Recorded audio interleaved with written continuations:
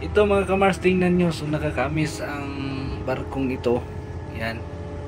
So yan po ay parang galing sa Thailand mga kamars. So ayan, nakakamiss lang kasi kahit anong gawing matumba man ay babalik rin ng kusa.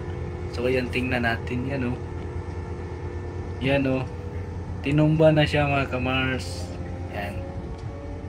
Pero babalik siya ng kusa, no? Grabe, nakakaano no, nakaka-amaze yung gawa nila. So sana magkakaroon tayo dito sa Pilipinas. Iwan ko lang kung meron na tong ganito sa Pilipinas. So ayan, nakaka-amaze talaga. Nakaka-proud yung gawa nila. Ayan oh. Ayan, so bumalik na sa kanyang pwesto. So hindi man lang siya nalunod mga kamars no. Ayan oh. Yan, hindi man lang nalunod. Lumulutang siya ulit. Di ba? Nakaka-amaze.